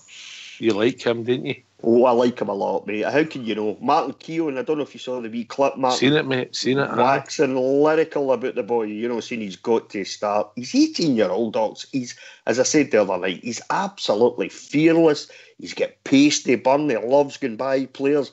And the pass for Barisic. I mean, Barisic, a fantastic effort for Barisic as well, to cross the ball into the box for a big laugh. It was absolutely pinpoint passing for the two boys, you know, Barisic and Middleton. But what a 50-yard pass or something like that, maybe, to Barisic, and it was absolutely perfect, spot on. The boy's a talent. There's no getting away from it, Ox. Boy's a talent.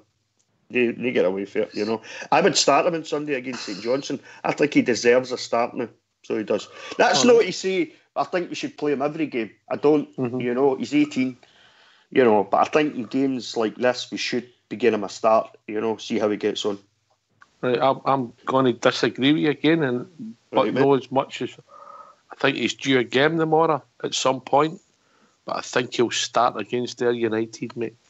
Right, okay. That would be a good game to start him in, wouldn't it, I suppose? Aye, that would be a good game to start him in. Maybe you've got a good point there. As I say, we're not wanting to burn the ball out. We're not, because I think we did that a wee bit to McCrory.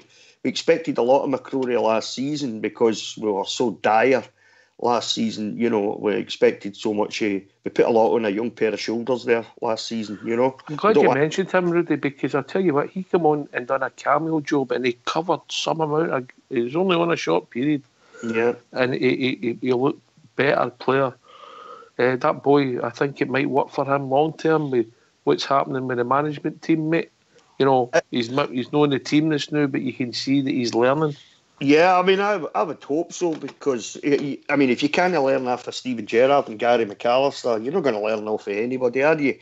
And I think the fact that the weight's been lifted off his shoulders as well, now there's not as much expected. We don't expect as much of him now because of the new signings. And, you've got the likes of Koulibaly, Jack's firing on all cylinders when he's playing. Unfortunately, he's injured again for a bit. But, we've got these guys in midfield now, so there's not as much expected of young McCrory now. So, it's completely up to him now whether he wants to develop properly into a proper midfielder under the likes of Steven Gerrard, because it's all there for him, Ox. The boy's a talent, All right. Do you think Grester will start at the weekend, Blue, or do you think he could be maybe treated the same as young Middleton? He'll get cameos as he builds up his fitness.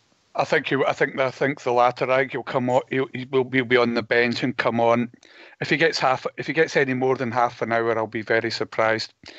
Probably 20 minutes again. But of course, it totally depends on how the game's going as well. That last little cameo he had when he came on, he showed a couple of absolutely lovely touches, but not much else. So I think he could do with a little bit longer to try and impose himself on the game a bit more, and it certainly wouldn't do his fitness any harm either. But then we've got to go out and do the job and get the game tied up first before we can start bringing on people like Grester. Not so much Middleton, because he seems to be proving his worth, but young McCrory and Duran, several others that could possibly do with a bit more game time. Just to let you know, Rudy, I ordered you a medium, like you asked me today. That's very kind, Ox. Thanks very much. Not a problem, mate. You're a buddy. You're definitely a buddy, mate. So yeah. You asked me to do it, and I done it for you. I thought you said you got two. You got them two. Might have been two mediums. I can't remember. I'm just going with what you said to me. You could stitch them together. Bridge, what's your team? The whole team? Or nothing but the team? Not the first time you've said that, is it? I've got a sneaking suspicion that our manager will try and keep to similar defenders that they've got, providing there's no injuries, I say. He'll keep the eye over them, and some of them might need I thought Barisic maybe took a wee knock at the tail end of the game the other night. He might need a rest. So that's what we're talking about. John Flanagan could slip in there, no problem. The midfield, well, God Almighty, can pick any three he wants, couldn't he? Koulibaly, I would imagine, straight in there. I would play Dorrans, most assuredly, and I wouldn't play Kent, and I wouldn't play. What do you call him? I can't see Dorrans. I can't see Dorrans starting, Bridge. I really can't. I'm saying he's got a chance. If it was me, I'd play Dorrans to continue his recovery, and he looked really good the other night. I would play him, and if I don't know, Ryan Jack available? Doesn't look like it, mate. No, it doesn't look like it, does it? So that's well, I would go for what do you call him? Arfield. There's my three there, and if the three up front would be Morelos at the middle. I would have Grezda in the right, and who would have put in the left now? Middleton. There's a surprise. Middleton in the left. That's who I would play if I was him. What's your team, Fox? Strongest team I've got possibly on the park, mate. This isn't a time for experiments. This is an important game on Sunday. If you want to do experiments, do it on the Wednesday night against Ayr United. Get the old battery tester out and see what energy's in the players, and those were the highest that played against Villarreal. Straight back in again, mate, for me. Only possible change, I think, Arfield. Rani had a heavy shift, I thought, out the midfielders on Thursday, and I would replace him with a bit of creativity and a Jarrier, mate, if he's fit. Right, and Morelos up front. What you doing me laugh at him, mate? I would put Kyle back on the bench, mate. A lot of people might not agree with me. Another man that put in a great workload. But Morelos, for me, is our number one striker and should return after his suspension, mate. I agree with that. Any thoughts, Rudy? I agree with Fox. Big Kyle back on the bench again. Great shift the other night. Fantastic. Scored a cracker of a goal. Team goal. But aye, great option to bring off the bench though. Give him a wee rest. Just sit him on the bench, start with Morelos up front, you know. Do the usual 4-5-1, 4-3-3 going forward type thing. I'd start with Middleton like Bridge on the left. I'm not sure whether I'd start with Gresda on the right. I'd probably start with Candace, have Gresda on the bench, but it's certainly like you see him at some point. Midfield for me, Koulibaly. Jack's injured, isn't he? So it'd be, for me, I'd give McCrory a run out on Sunday. So it'd be Koulibaly, McCrory and Arfield in the midfield. Usual back four and goalie. Mm-hmm. All right, okay, interesting thoughts. I'm again, we need to see if everybody's fit. What did we do with Katic and Worrell there? What, are we bringing Katic back, everybody? Rudy first? Aye, for me, definitely bring. I mean, Joe, I don't think Worrell done anything wrong. I mean, all right, you know, we can look at the first goal, wee bit of a blunder, you know, kind of, you know, a bit of ping pong there and stuff. But I thought the boy, apart from that, had a really good game. I mean, it was a massive game for him, Ox, you know, his first game for Rangers, and it's in the Europa League against Villarreal and the El Madrigal, you know. So for me, it was a huge game for the boy, and I thought he'd done really, really well. I don't think I realised how big he actually was until I seen him on the pitch, sort of thing, you know. But big fella, isn't he? Big fella. He's a big lad. He's just your kind of centre backs, isn't he? Oh, absolutely. Rudy, I agree with you. I'd certainly go, but I'd go back to Katic again though, because I think Fox makes a good point. This is not a game to be messing about with. We need the 3 points. We want the 3 points. We want to keep progressing, and we want to keep winning these games. You know, next 5 league games are eminently winnable for me. So back to Goldson and Katic again for me. If you're wanting to play, if you want to give the boy another run out though, you've always got Wednesday night, haven't you, against Derry United? So, well, I was saying. Rudy, on that, I was saying that if they're going to bring Katic back in, if he still wants to play Worrell, then obviously he could rest Goldson. Would you do that? Goldson? Well, I'm just saying the manager, if he wants to rest anyone, he could he could put 2. Macaulay's no fit. I don't think he's going to go anywhere near the team. Right. So that's the only way. Other than that, he's had a great 90 minutes under his belt. You could rest him up there and say, right, you just stay and bring Katic straight back in. On you go, boy. Sorry, Blue. That's all right, but I just wouldn't do that because, I mean, Katic is 21. I don't know how old the lad is, Worrell, but I would wait to rest Goldson until Macaulay's fit. So you've got experience. You know, you've got an older one and a younger one at the back for me. I would play it that way rather than, you know, Goldson's the leader at the back, so you want another leader to come in there for me. As regards the other person, which I think might need a bit of a rest, might be Ryan Kent.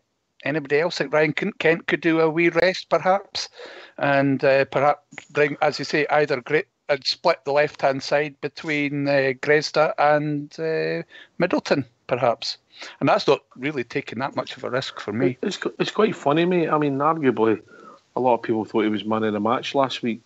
And then, you know, he didn't have a good game last night, Kent. So it'll be interesting to see what call Stevie G makes, you know. This is very interesting. I would say, as it says, I just thought that perhaps that might be why he wasn't so good on the Thursday night, because he'd already played on Sunday, playing Thursday, and maybe he's just running out of a bit of steam and could just do a wee rest. Could be wrong, and it'll be as you say, it'll be very interesting to see what the manager comes up with. And I can't remember the chap's name, but I think he'll be the man that makes the fitness coach will be the chap that's probably has got the biggest influence on that. All right, Rich, what would you do there? I think I agree that we should, obviously the manager's going to see everyone and he'll have an idea how fit they are. Maybe some of them are just carrying a wee bit lethargy with the massive amount of games that we're playing. Tough games, as every game's a huge game for us. If we're speaking about selections, I think the boy Gresda's got to get a game, and you've got to get a game quickly. Otherwise, you're what, £2 million or whatever it is we paid for him. It's a lot of money to be sitting on a bench. Bridge, mate, he's got to be fit before you put him on. I'm saying I'm saying he's got to get a game, so he's got to get the match fitness in. So the home games are probably the best chances to give him. to get that. I don't think so, mate. I push Wednesday night against Ayr United, as Fox rightly says. It's not a time. These 3 points need to be won for us. Grezda, I think he'll be on the bench.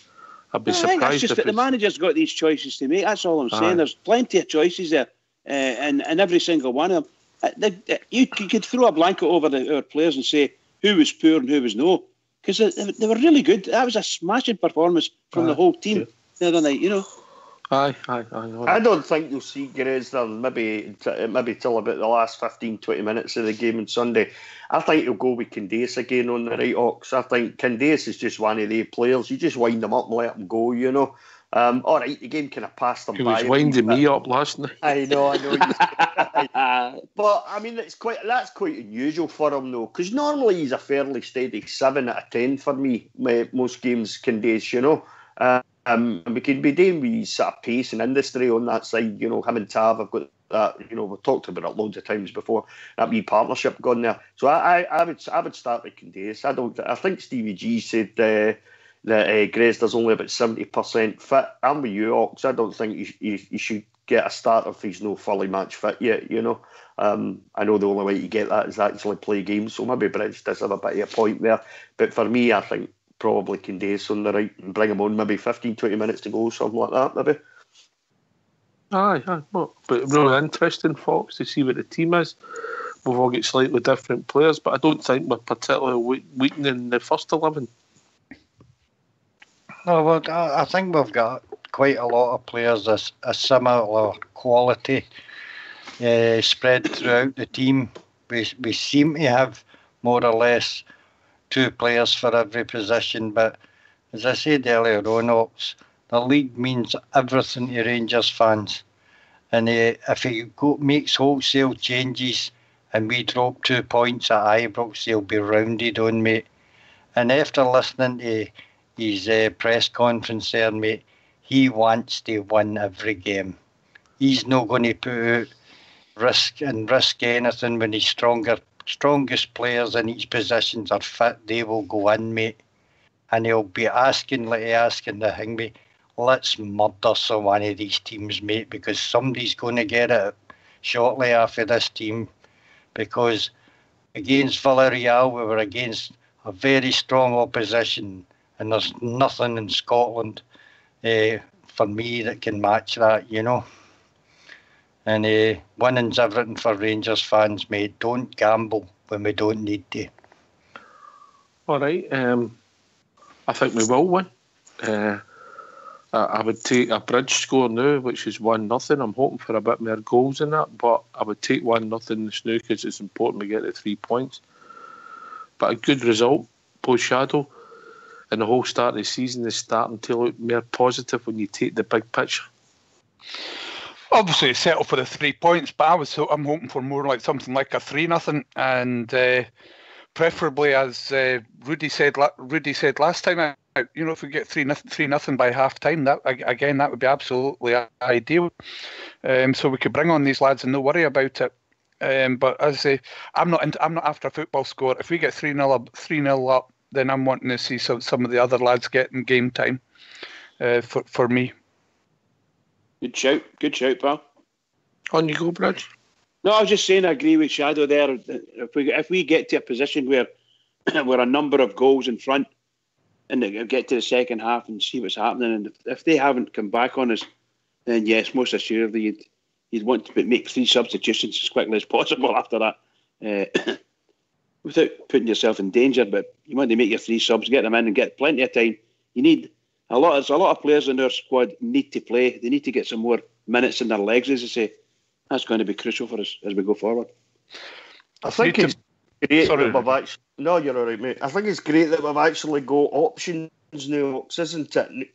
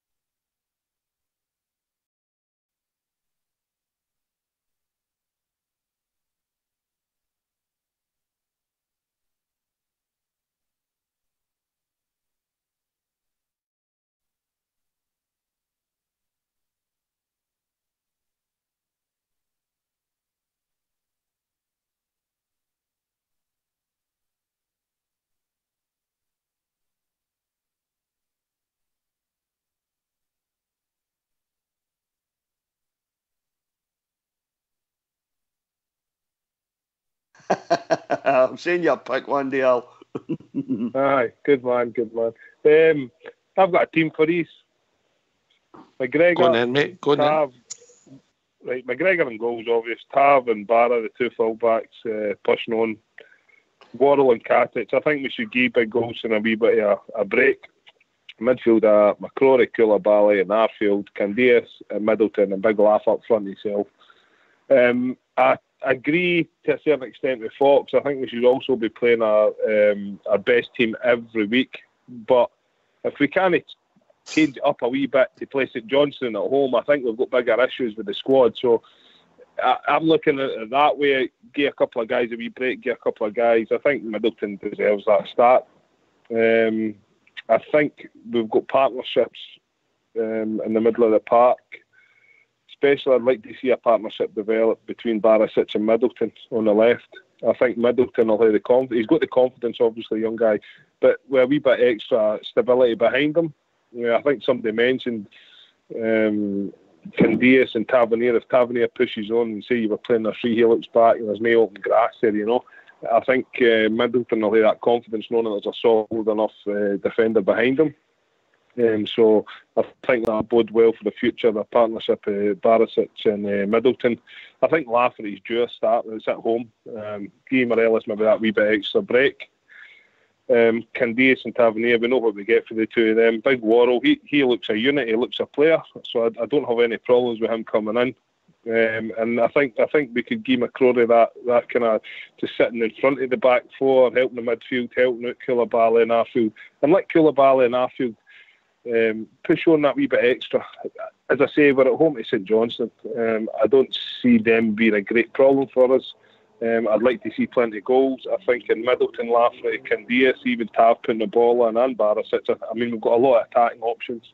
So that's the kind of team I would put it. Also, we've got a lot stronger bench. If McCrory's not doing well or Arfield needs a rest, you've got now you've got players that we can pull off the bench. I struggle sometimes because we've signed that many players, but we've got this new boy Kazidis. He can get a couple of minutes if he needs to come on, show what he's all about. You've got Dorrans coming back. He can fill in, as the manager said, any midfield roles. He's more than capable. So if McCrory's on the ball or Koulibaly or Arfield need a break, you can swap over for him. We've got a skill level and a player now that I don't see St Johnstone at home. It's a bread and butter game that we will win 3 and more goals. That's what I would be expecting. I think Big Al makes a good point there. St Johnstone shouldn't be a problem. You look at the quality we've got, Ox, compared to St Johnstone. If we play, we win the game. It's as simple as that, It's will Thursday night, the effort they put in last night, again, will it affect them Sunday? I don't think it will, remains to be seen, obviously. But if we've got the quality we've got, if we play, we win the game. It's as simple as that.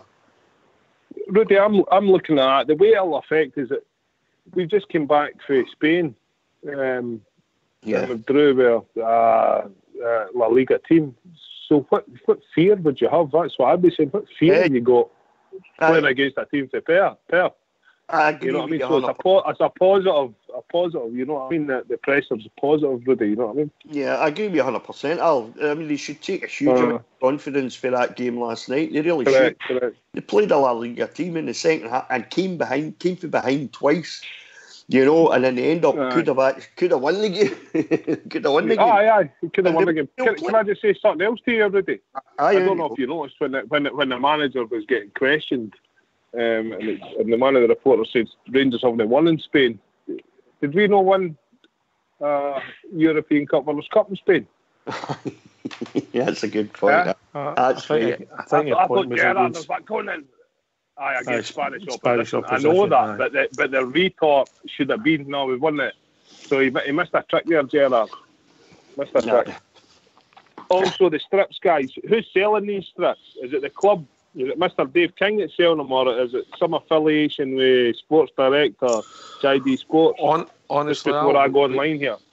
Honestly, we can't answer that because we don't know. We don't know. I mean, we're seeing it as positive news because the club's posted it.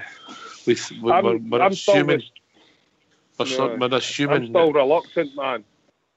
I think that I've got four strips to buy. I'm still a bit reluctant to hit the PayPal button because I don't want any of that fat boy getting into my dough. So I'm still a wee bit reluctant to hit that PayPal button. I think I understand that, mate. I understand that, but I think the fact that the club's posted it, it's looking as if it's positive, and I'm sure the devil will be in the detail. Will come out in the next few days, mate. Yeah. Right. Okay. If there's any problems, this will be on archive. I'll be looking for getting a refund off you, big fella. I'll be holding Rangers' responsibility. All refunds come for the bridge. Okay, right, Brad. Not in this case. You're the man. Can I just say, Ox, I'm no one of the online shoppers, and as soon as they go into the shops, into the superstore, mate, that's when I'll be gone. But that's a bit difficult for Al. I think, I know, but I'm talking about I thought you shopped for your ladies online. No, I've got a personal phone number for them. You got a personal shopper for that? What I would like to see happening, mate, I think it should be a handicap, right? I'm no into queuing, right? So my theory is under 20 should start at the Edmondson Drive end, right? Right. Over 30s and over start across for the Loudon. Us older guys there, 60, start for the snack bar that's halfway up that hill. We're allowed to use our walking sticks, and it should be like the January sales, mate. You just run in and grab what you can and pay it on the way out. You still get beat. You'll everybody dressing up like Jack and Victor, all the 16-year-old boys buying walking sticks will go. There'll be none left in Glasgow. But to be fair, Al, he still get beat. Can I just come in there, Oxford? On you go, Bridge. I was just going to say that. Can I just take my hat off to the three bears and the rest of the board? They seem to have pulled off a wee trick here somewhere along the line. They've now got the shirts on sale, and okay, there's a limited supply at the moment, but it's just brilliant for the fans. The fans are going mental trying on this. I mean, apparently the system's cracking at the seams, you know, with the sheer volume of people on it, trying to get to earlier on anyway. So that's tremendous, and hopefully they sell these things out in a very short space of time. Apparently only 30,000 shirts or something like that available. Just quickly, Al. Go on, pal. It's been posted in the lobby, and a few boys, the elite group are part of the Hummel Enterprise, yeah? I've seen that. I've been fishing about online this morning, try to get it, but there's nobody about definite. Well, that's fine. That's cool, man. That's cool. But as I say, I'll be coming to you for a refund if I find out the fat cat's got some of my dough. The devil's in the detail, mate. The devil's always in the detail. Like I appreciate the clubs came out, and the confidence is there with the club, like, you know. But you'd want to buy this merchandise. We've waited long enough to get the merchandise, like, so they want to buy it.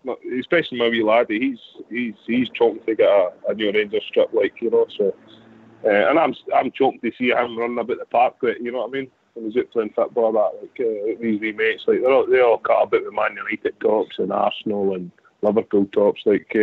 Can I get a Man United? I says, no, you're a Rangers fan, son. You're not wearing a Man United cap. Oh, can I get Liverpool then? I says, no, you're not listening to me, son. I'm going to put in your scratcher if you don't shut up. You're a Rangers fan. I know I'm a blue nose dad. I know, but I want to flip with that, you know. So it's for them. It's for my three lasses and all, like, you know, so they can wear them proud. You're here, big man. Well said, Al. You're here. Al, how do you think it's going to go on Sunday, mate? Oh, well, we shouldn't have any fears. They're at home, man. You've got another full house. I'd like to see that young team, man. I wish I was 16, 17 again and I was back in the UK, man. See that young team, they're on the glass partitions or the plastic partitions up the top. Even going up to the top of that stand would have been scary sitting in the seat. Never mind swinging after them. That's just brilliant. Great. You know what I was looking for? I was looking for how they were going to spin the negative. I take it there was no trouble. I'm glad of that. But if somebody's wanting to have a go, you've got to sort them out. But there was none of that. I was expecting to wake up this morning and actually yesterday when I got home from work to see the negative. They found somebody in Benidorm or somebody in anywhere. A Rangers fan fighting this Sunday, you know what I mean? But they didn't seem to be in that. All the young guys enjoyed themselves, so I'd like to thank them for creating that atmosphere for the team. It's really needed when they go away, and look, there's no better fans. We've got a full house on Sunday, I believe, again. That's great. We should St Johnstone, running the mill, get into them, man. Show the aggression, show the power, show the dynamism.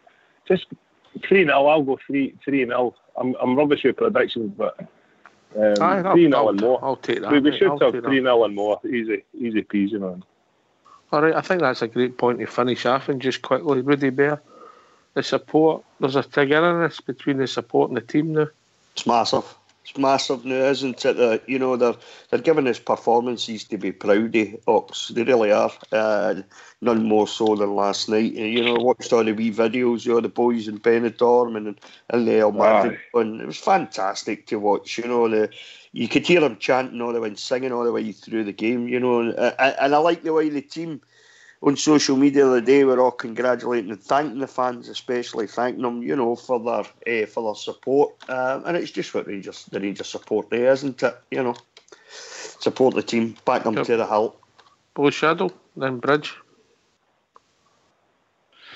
So I think it's between the fans and the team. They're just. I've always said that if the players give the fans something to shout about, the support from the fans drive the players on even more. It's I'm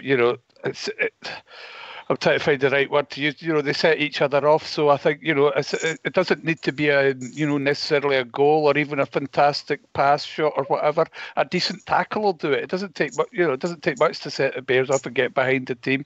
And that's what I'm saying. If the team come out at the weekend and get stuck in right from the start, it sets the fans off. And I can't see us doing anything but running out clean winners. Bridgeman? Oh, yes. Can I just say, from a figures perspective, there's a post came out saying that the Villarreal versus Rangers highlights on YouTube had 226,000 views, which is the second highest of all the Europa League games behind Arsenal. It was is it on YouTube? No, it's on YouTube. It's the highlights on YouTube. It's the second highest out of all the Europa League games behind Arsenal. However, to all the Rangers fans all over the world, and particularly Rangers fans on here on Rangers Radio, huge game, massive game come Sunday. So let's all be up for it. Every single one is. Please, say it. Rangers forever. Come on. Win the Rangers. Well said. The majority of people involved in the show are at the game, so if anybody wants to step up to the mark for the pre and post match show, they're more than welcome. That'll be obviously start at 2:00 on Sunday. This has been Rangers Radio. Can I thank Big Al in Australia, Bridgeman who's doing the typing, Blue Shadow, Rudy Bear, and of course Fox and Old School Blue for making the show possible. This is Rangers Radio. We'll be back hopefully at 2:00 on Sunday afternoon. If not, we'll see everybody 9:00 Monday evening. Take it away, Fox.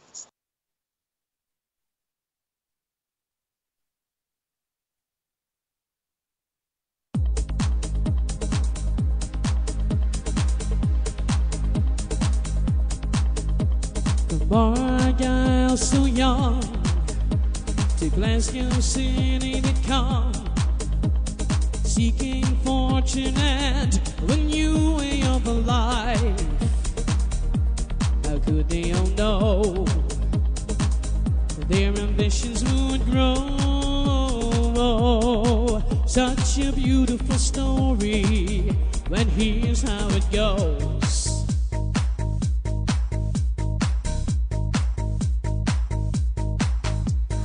Four lads had a dream to start a football team. They had no money, no kids, not even a ball. They still carried on. The Rangers were born. 54 titles, we're still going strong.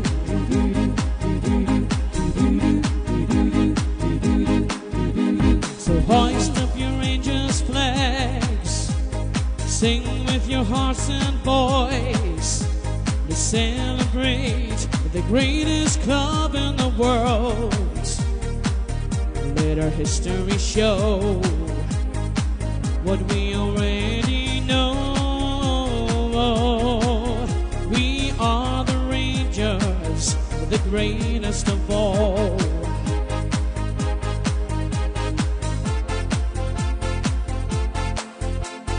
For let's had a dream to start a football team. We had no money, no kids, not even a ball. He still carried on. The Rangers were born. 54 titles, we're still going strong.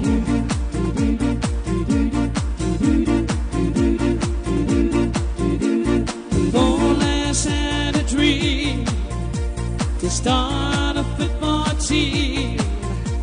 They had no money, no kids, not even a ball.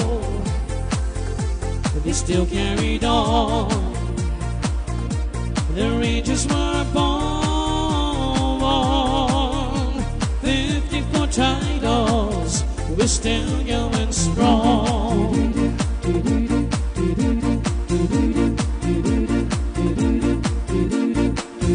Let's had a dream to start a football team. They had no money, no kids, not even a ball. But they still carried on. The Rangers were born. 54 titles, we're still going strong. 54 titles, we're still going strong. 54 titles, we're still going strong.